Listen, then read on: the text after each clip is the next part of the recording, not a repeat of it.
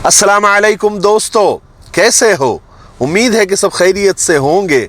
अल्लाह आप लोगों को ऐसे ही खुश रखे।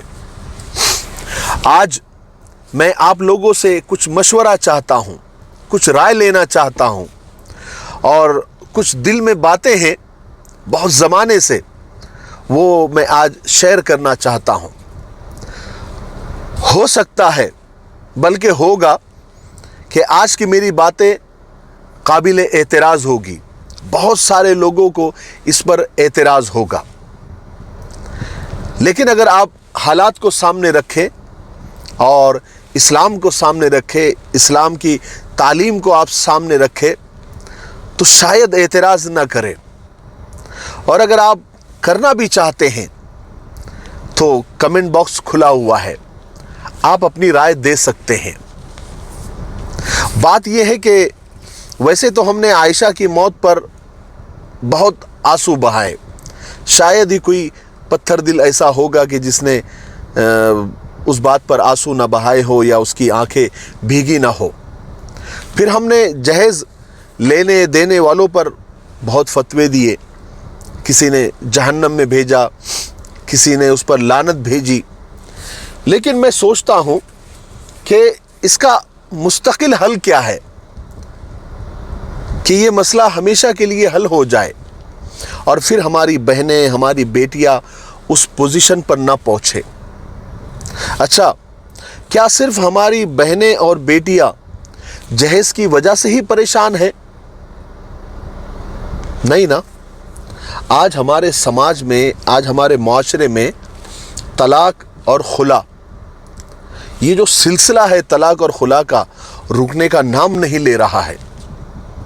मिलियंस में, यानी लाखों में हमारे समाज, हमारे माशरे में तलाक वाली बेटियां घर बैठी हुई है और दूसरी शादी और दूसरे रिश्तों का इंतज़ार कर रही है।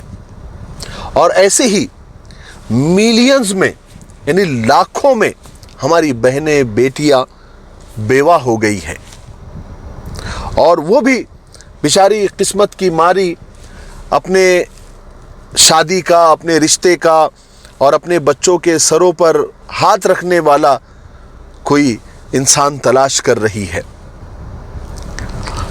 और इसको बैड लक कहे, बदकिस्मती कहे या कुछ भी कहें, हमारे माशरे में बेवाओं से और मुतल्लका से, यानी तलाक जिसकी हो गई है, उन लड़कियों से, उन बेटियों से, नौजवानों में शादी करने का चलन नहीं है और ना इसकी कोई उम्मीद नज़र आ रही है। मैं कोई बयान नहीं कर रहा हूँ, बस अपनी दिल की बात आप लोगों के साथ शेयर कर रहा हूँ। आप अपनी राय ज़रूर दें। हर नौजवान को आज बिल्कुल कुंवारी और फ्रेश लड़की चाहिए और इसमें कुछ गलत भी नहीं है या वो नौजवान गलत कर रहे हैं, ऐसा भी नहीं है। लेकिन फिर सवाल ये उठता है कि फिर मुतल्लका जो बहनें और बेटियां हैं और जो बेवा बहनें और बेटियां हैं, उनका क्या होगा? उनके लिए क्या है? ऐसी कई बेवाएं हैं, ऐसी कई मुतल्लकाएं हैं जो ना चाहते हुए भी मजबूर होकर गुनाहों के रास्ते पर चल रही है। हमारे ही इलाके में पिछले दिनों कई लड़कियां लोगों ने, समाजी तंजीमों ने पकड़ी, तो मालूम पड़ा कि उसमें से कोई बेवा है, कोई तलाक वाली है और उसमें बहुत कम ऐसी है जिनकी शादियां नहीं हुई थी। लेकिन फिर वो और मज़हब वालों के साथ में भी, दीगर मज़हब वालों के साथ में भी पकड़ी गई, तो उसमें अक्सर बेवा और मुतल्लकाओं का ज़्यादा उनकी तादाद थी।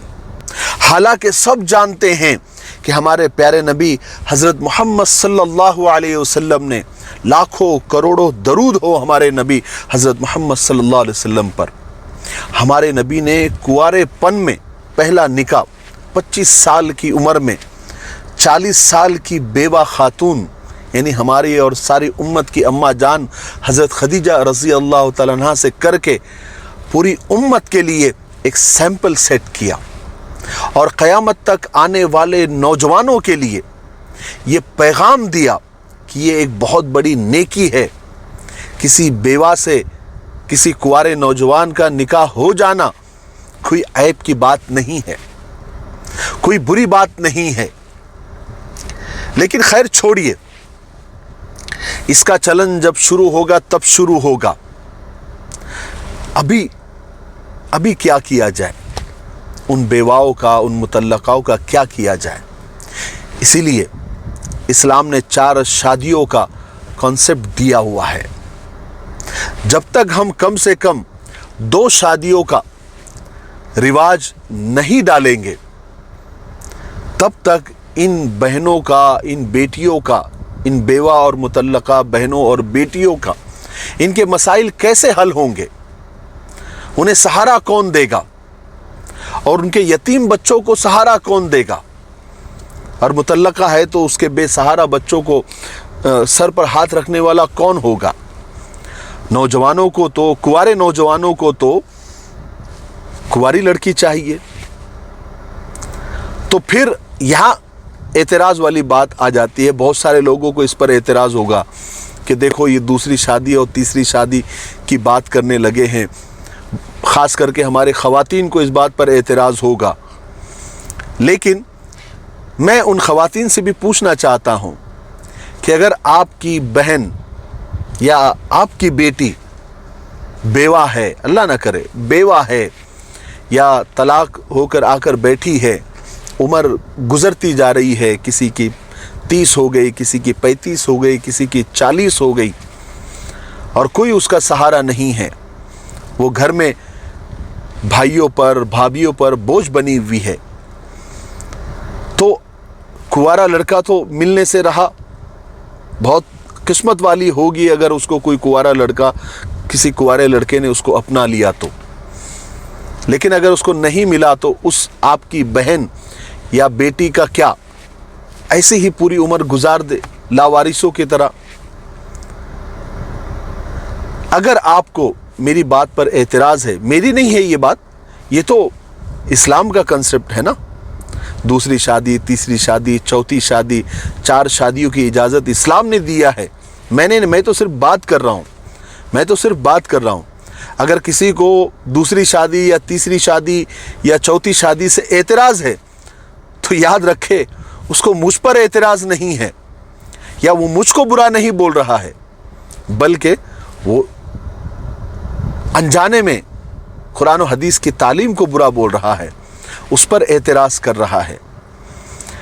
تو اب بتائیے اس مسئلے کا حل کیا ہے؟ ہم ان بیواؤں کی، ان طلاق شدہ بیٹیوں کی پیسے دے کر یا راشن دے کر ہم ان کی مدد کر کے حاتم تائی تو بن جاتے ہیں، اور اچھی بھی بات ہے کسی کی مدد کرنا، لیکن کیا ان طلاق والی بیٹیوں کی یا ان بیوہ بہنوں کو مستقل عزت کے ساتھ جینے کا حق ہے یا نہیں؟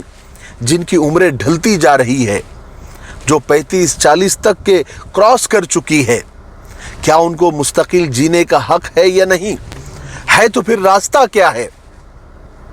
کیا 35-40 سال کی عورت سے کوئی آج کے زمانے میں کوئی کنوارا لڑکا نکاح کرے گا؟ پھر جب وہ عورت اپنے بچوں کے خاطر اور اپنے پیٹ کے خاطر یا اپنے جسم کے خاطر گناہ کے کاموں میں لگ جاتی ہے یا زنا وغیرہ میں لگ جاتی ہے، تو ہم ان کو ہمیشہ جہنم میں بھیجنے کے لیے ایک ٹانگ پر کھڑے رہتے ہیں۔ اور کتنے تعجب کی بات ہے کہ دیکھیے، ایک عورت اس وقت خوشی سے تیار رہتی ہے جب اس کی بیوہ یا مطلقہ بہن، بیٹی جس کی عمر ڈھل رہی ہے، اس سے اگر کوئی شادی شدہ مرد دوسرا نکاح کرنا چاہتا ہے تو وہ کہتی ہے کہ بالکل کرے، بہت اچھی بات ہے۔ لیکن جب اس عورت کے سامنے یہی سچویشن جب اس کے شوہر کے لیے آ جاتی ہے، جب اس کا شوہر دوسری شادی کرنا چاہتا ہے، تو پھر وہ اس کا روپ بدل جاتا ہے، وہ ہندا بن کر اس کے شوہر کا کلیجہ چبانے کو تیار ہو جاتی ہے۔ میں ایک سچی کہانی آپ کو سناتا ہوں۔ ایک عورت کے شوہر کا انتقال ہو گیا، 3 بچوں کی ماں بیوہ ہو گئی، عمر 35 سال۔ سسرال والوں نے تنگ کرنا شروع کیا۔ بچوں کی پرورش، ان کو پالنا پوسنا ایک بہت بڑا چیلنج تھا، اس لیے گھر کو چھوڑ دیا اور کہیں کرائے سے گھر لے کر رہنے لگی، اور اس نے ایک غلط راستے کا انتخاب کیا، یعنی غلط کام کرنے لگ گئی۔ اب گھر میں نوجوانوں کا آنے جانے کا سلسلہ شروع ہوا، جس سے اس عورت کے پاس پیسے آنے لگ گئے، اس کا گھر چلنے لگ گیا، اور صرف یہی نہیں بلکہ اس کا بینک بیلنس بھی بڑھنے لگ گیا۔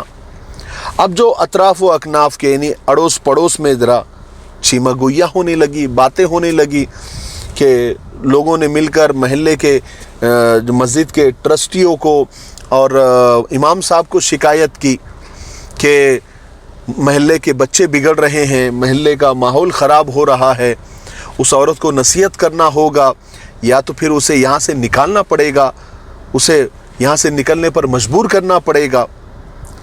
باقاعدہ میٹنگ وغیرہ ہو گئی، اور 2 ٹرسٹی اور امام صاحب طے ہو گئے کہ ہم جا کر اس عورت سے بات کریں گے اور اس کو سمجھائیں گے اور یہاں سے اس کو نکلنے پر مجبور کریں گے۔ بہرحال امام صاحب اور 2 ٹرسٹی اس عورت کے گھر پر گئے۔ امام صاحب نے قرآن و حدیث کی روشنی میں اس گناہ کی، اس زنا کی برائی بیان کر دی اور نصیحتوں کے دانے بکھیر دیے، اور وہ عورت خاموشی سے سب سنتی رہی۔ اور پھر بعد میں اس نے کہا کہ میں کچھ بولوں، تو امام صاحب نے اور ٹرسٹیوں نے کہا کہ ہاں بولیے۔ اس نے کہا کہ میرے شوہر کو انتقال ہوئے 2 سال ہو گئے ہیں، میرے ماں باپ بھی اس دنیا میں نہیں ہے، ایک بھائی ہے، اس کی زندگی بھی بڑی مشکل سے گزر رہی ہے، سسرال والوں نے جینا مشکل کر دیا۔